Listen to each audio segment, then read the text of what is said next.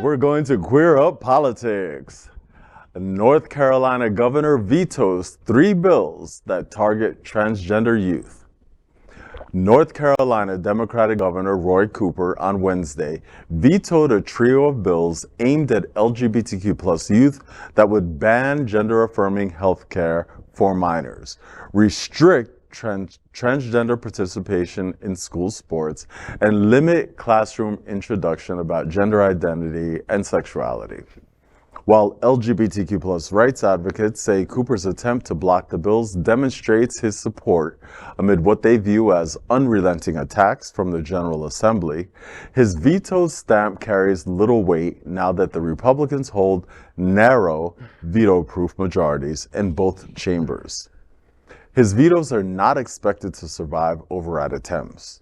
Cooper denounced the measures as a triple threat of political culture wars that he said would interfere with the ability of doctors and parents to care for vulnerable children whose lives have been thrust into the political spotlight and upended by legislation in dozens of Republican-led states.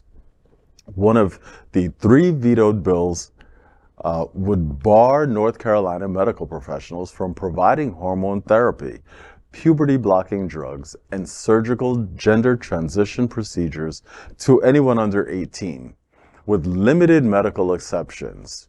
Although some local LGBTQ+ rights advocates are hoping to convince moderate Republicans to sustain Cooper's veto, others are bracing for a rapid loss of access to the treatments many trans people credit as life-saving. And this kind of piggybacks off of that, except the smoke coming out of my ears, if you can only imagine, right?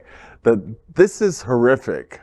That I don't care what the majority, I don't care who these politicians are at all. Like, they shouldn't be, it's not part of the conversation. And one thing that I brought up when abortion, which is still being discussed, but we have a federal law called HIPAA, right? That you have a right to privacy in a healthcare setting. Why these people feel like they should be in the middle of people's doctor's appointments and making medical decisions for them and making medical decisions for the provider. It's like, what are you? You don't have a medical degree. You're not seeing the patient. It's none of your business. I think this brings up a good point. I think these laws literally contravenes HIPAA because they demand that essentially law enforcement intervene in the treatment of people, especially minors. In other words, if these states expect to enforce these laws, we should arrest enforcers and charge them with federal crimes. I mean, the Supreme Court is increasingly not finding a right to privacy. I mean, so we're kind of in a dangerous moment where the privacy seems to be less. I mean, at least that. But more to the point, these laws, a federal judge just overturned the same things that happened in Florida. The DeSantis signed it, a federal judge blocked it. And this is going to have the same effect. The one, by the way, I just want to point it out, that so-called supermajority Republicans got is because one of the senators essentially lied, pretend to be a Democrat, got elected, and then literally flipped the minute that she's sworn in. Right. But in the meantime, while everyone's debating this, people are getting harmed. Yes. Patients are not feeling safe. When you come into a healthcare setting, you have to feel safe. You have to know that the person's going to take care of you and give you the best care possible. They're interfering with the medical providers' ability to do their jobs, to go home and sleep at night, to honor their licenses, their degrees, their code of conduct, right? It's just wrong. It's like, enough is enough. We need to end this. We need some federal legislation and just start protecting people. And more specifically, students, like you were talking about. How do we make sure that our students are protected now?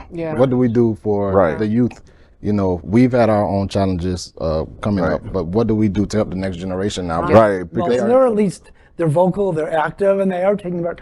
But just out of curiosity, does anybody else think that Roy Cooper could be a potential Democratic POTUS candidate if the need should arise? I mean, I was happy you said that because I don't want to lose that part of the story. Right. Good on you, Governor Cooper, right, for standing up for, and like that is, even though the veto won't stand, I do think it matters. Have that voice. Like that is like, it matters. Yeah. It's huge. I mean, this is exactly, it's not easy to stand up in that kind of space where you know that the people did not, voted for a supermajority in that space. Right. So that is, we see you and we're grateful for you and for being Keep that fighting. voice. Keep up the good fight. We are Queer News Tonight, the world's first and only live daily LGBTQ plus evening news show, brought to you from Happening Out Television Network.